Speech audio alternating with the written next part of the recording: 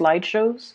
So I'm going to talk about them one by one and how they relate to the cards that are on the table here. So the first thing that I saw is I see this little girl. She looks about 15 or 16. It looks like the 1800s. She's wearing a dress and she's on a bicycle. So she hiked up her dress to be able to sit properly on the bicycle so that the dress, the hems of her dress, doesn't get caught in the spokes and the wheels. So she hiked up her dress, her knees are exposed, she's wearing like stockings underneath and, like some shoes, dress shoes.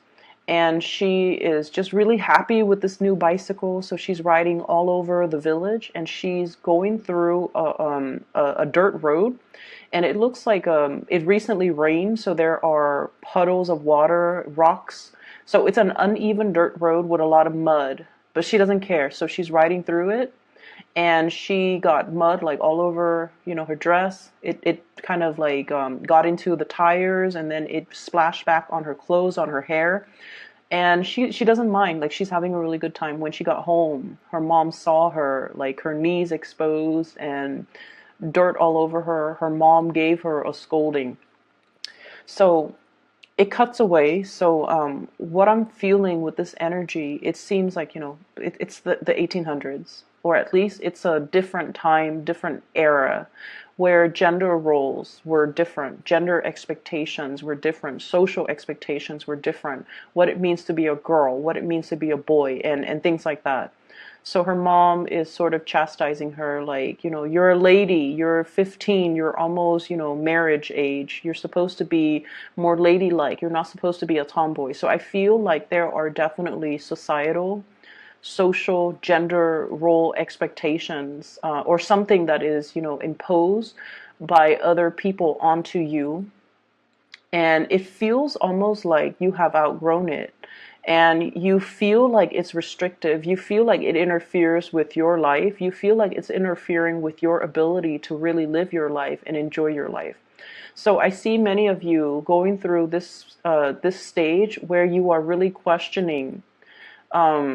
You're questioning, what it is that's making you really happy and why you're not able to pursue it. Okay, that's the main thing. And I feel for many of you, it could be, if you're on the younger end of the age spectrum, it could be, family expectations.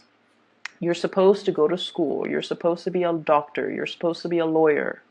You're supposed to be ladylike. Women are supposed to behave like this. Men are supposed to behave like this. And, it's everything seems like, or the people around you seem very, very reputation conscious, okay? If you're a little bit older, like if you're, for example, in your 20s, people around you might be like, oh, what did you do before this? Or what school did you graduate from?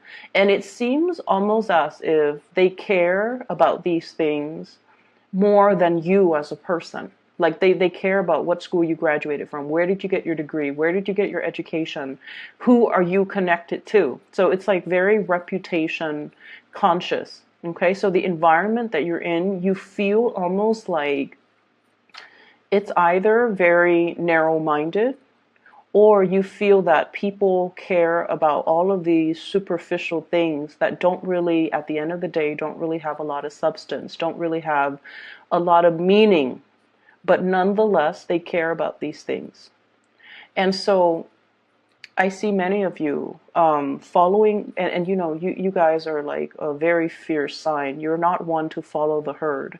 However, I also feel like you guys are also very, very family oriented. So I'm sensing like if you grow up in an environment where mom and dad wants groom you for a specific, life path, for a specific career, for a specific, Ivy League school even, you don't want to disappoint them. But it gets to the point where you feel like life is going one way and the bottom line is you're questioning, you're questioning these chain of events.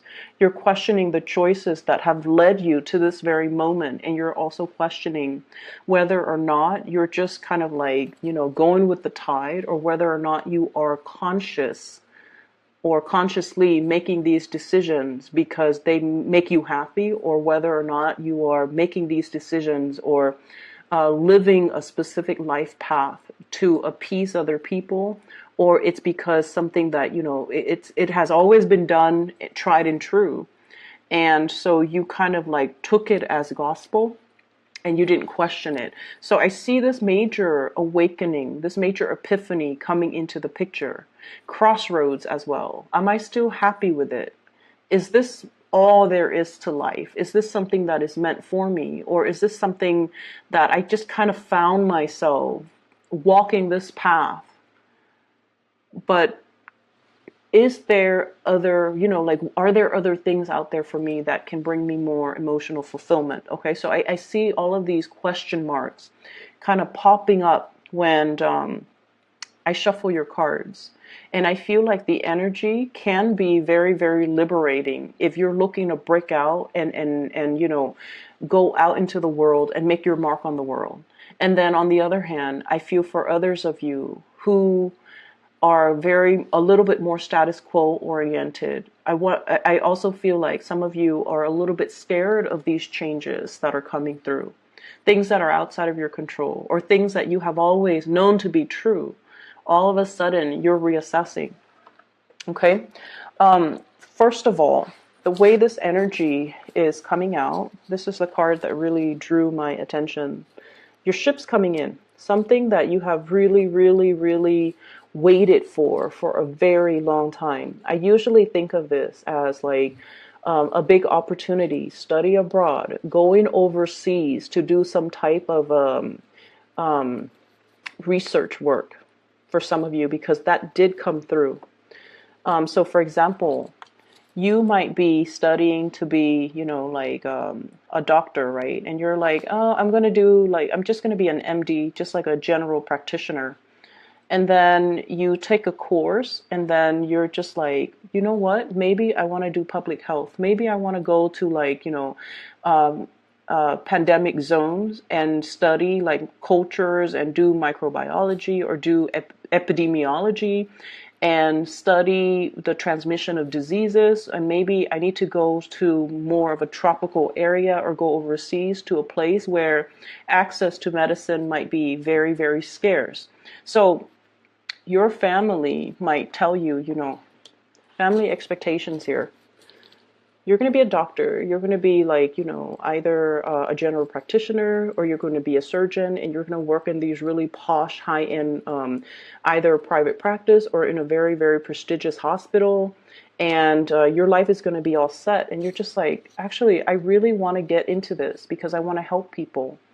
And if I want to help people, I want to go to places where the needs are, impoverished neighborhood, underserved communities, especially going overseas to areas that don't have access to healthcare. So that's an example that I saw, so that I'm reiterating it, okay? And of course, all of you who are watching this are not in med school or are not trying to be doctors, but that's a big example that I'm using, mainly because I feel like you're being groomed for something and it's making you happy, but you're also questioning whether or not you can do something else that is more meaningful. So I see this conflict coming out. On the one hand, you are very, very happy.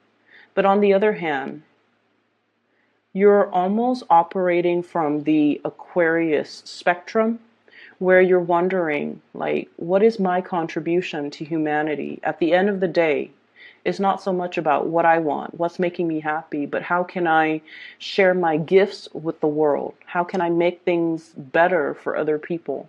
So you're going through a little bit of a soul searching. What's really, really making me happy? Can I really, really be happy when the rest of, humanity is really suffering? So I feel this major maturation process happening here with Leos. And I also feel like you're plugged in, okay, to this collective consciousness, where on the one hand, your life might be really happy and dandy. But on the other hand, if you see, poverty and homelessness and just people struggling to get by, there's an element about you where you want to share your resources in order to make life, even temporarily, because you're not naive, okay? So Share your resources, share your skills, share your knowledge to make things better for other people. Some of you are rethinking like a major career path, rethinking, and I definitely feel like something from like a private arena to more of a public servant. That's what I'm feeling. Um, so I feel like, for example, if you're a psychiatrist, if you're a doctor, you're thinking possibly going, packing up your bags from private practice. Even if you're a lawyer, private practice, going to be like a public defender or work in a more public environment where you're helping a lot of people. So you do want to, on the one hand, really serve humanity, but you also like, you're happy where you are. I don't feel like there's problems with this 10 of Cups here. You're very happy and you feel very blessed with everything that you have achieved and everything, all the good things that are coming your way. But on the other hand, it's almost like you can't really sleep at night if there are people struggling out there in the world. Okay, so that's what I'm sensing. The second image that came through for you, and it's really weird, and I don't know why. I'm not seeing people, but I'm seeing animals. And the animals have, human characteristics, like human behaviors. They look like animals, but and I don't know why my guides don't show it in terms of a scene with humans, but let me just relay the message. So there's this nest, it's in the tree, and there are three little birds that have hatched from these eggs, and the mother is there. So there's a nest in the tree, there are three little birds, and the mother bird, the female bird, is there as well, watching over her three kids. And then the dad bird comes back. He has like worms and grubs in his mouth, and then he feeds the kids. And then the mom and dad seems like they're bickering. So then the dad was all like, okay, I've done my part. I've fed the kids. Now I'm going to go off and play.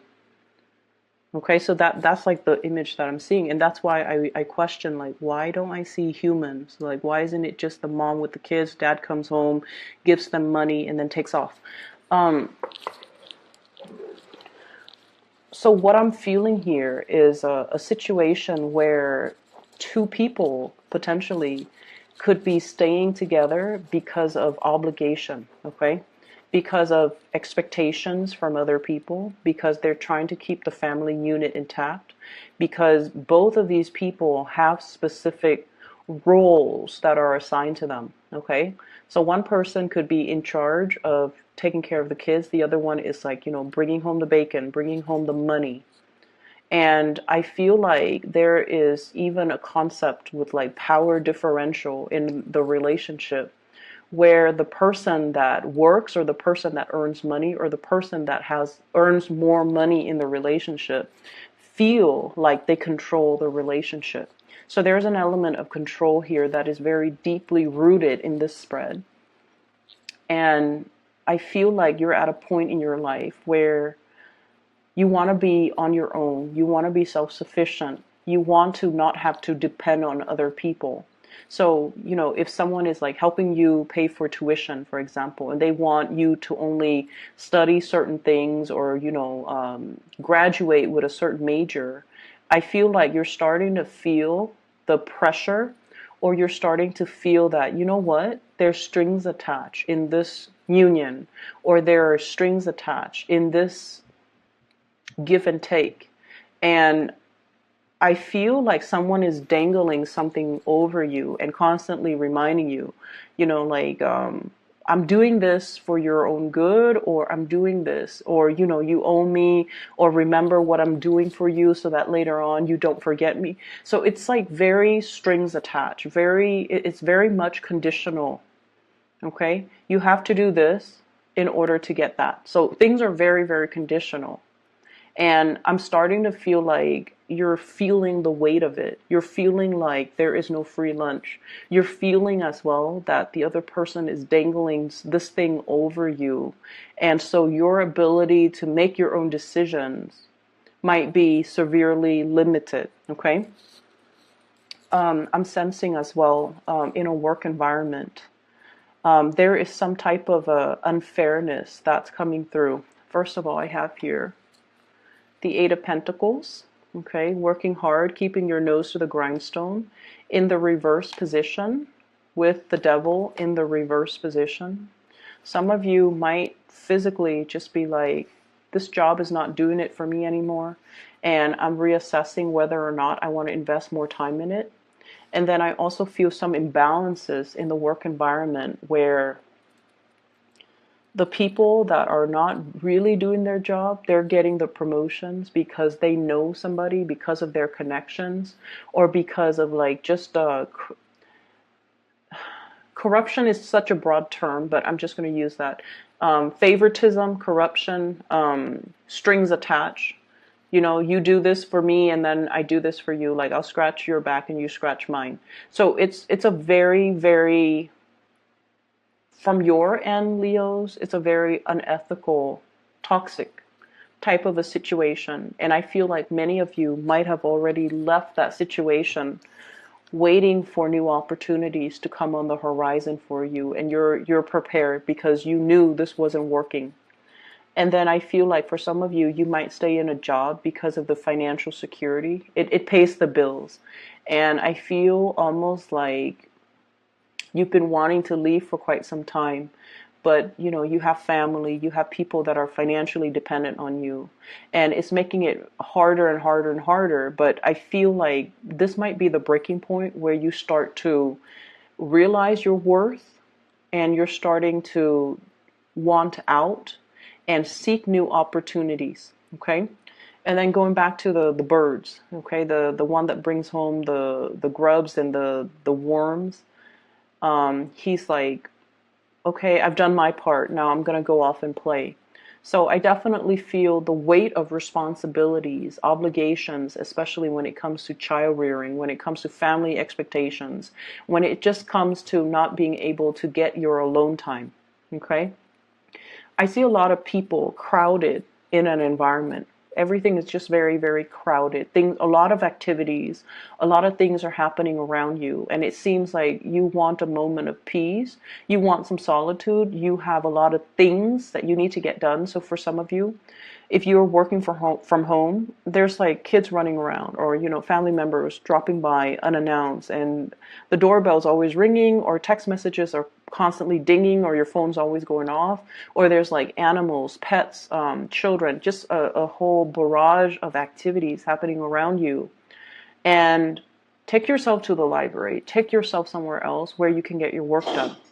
And then I also feel for others who are, you know, in between jobs, who are trying to apply for a job, getting their resume together, looking for jobs online, and it's almost like the responsibilities that you have to contend with is delaying the job search process. Okay, so that's what I'm feeling.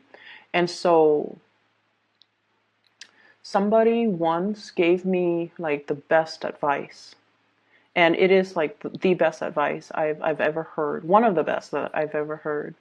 And he's a father of a friend, and he mentioned to her when she was looking for work, treat the job search as a full-time job. You wake up at 7, you get ready.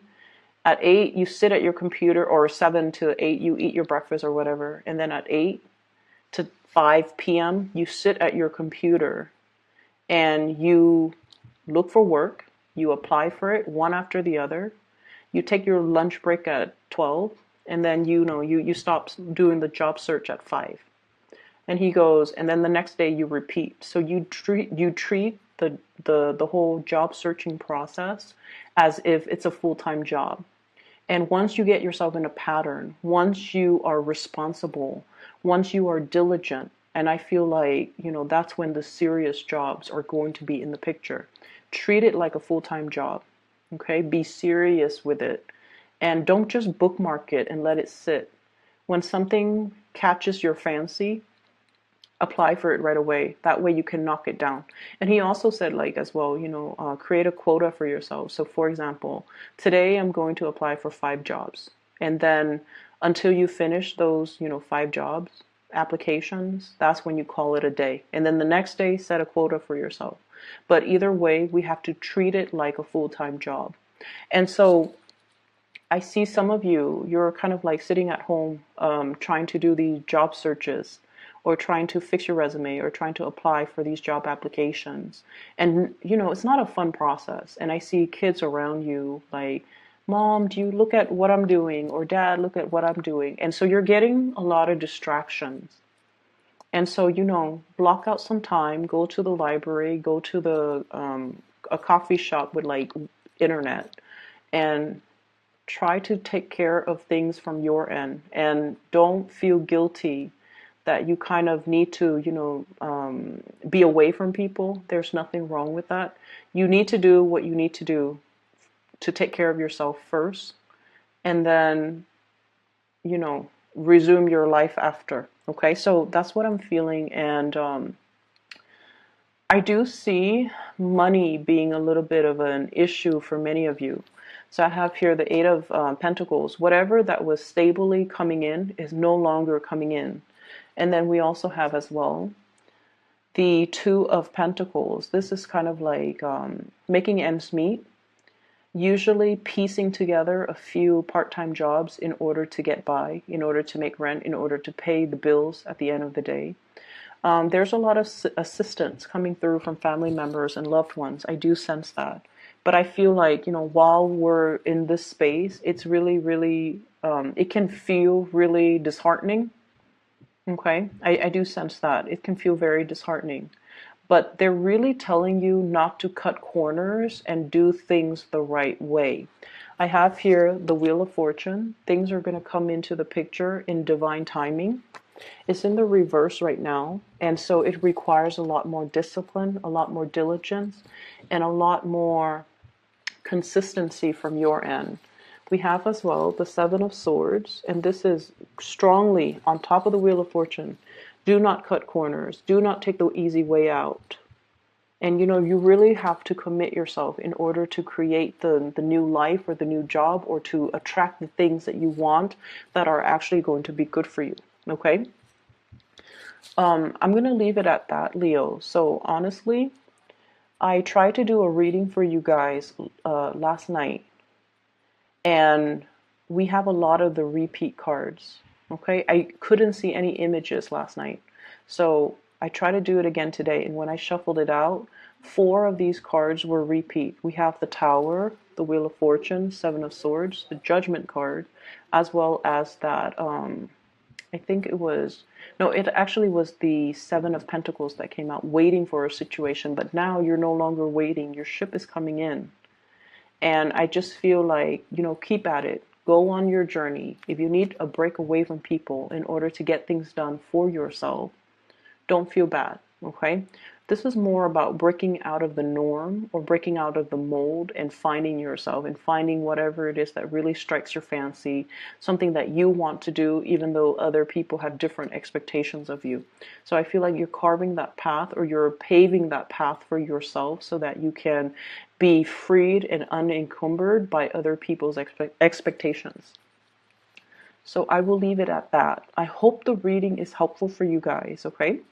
Once again, for those who are still emailing me about personal readings, I don't do those anymore. I do have somebody that I highly recommend.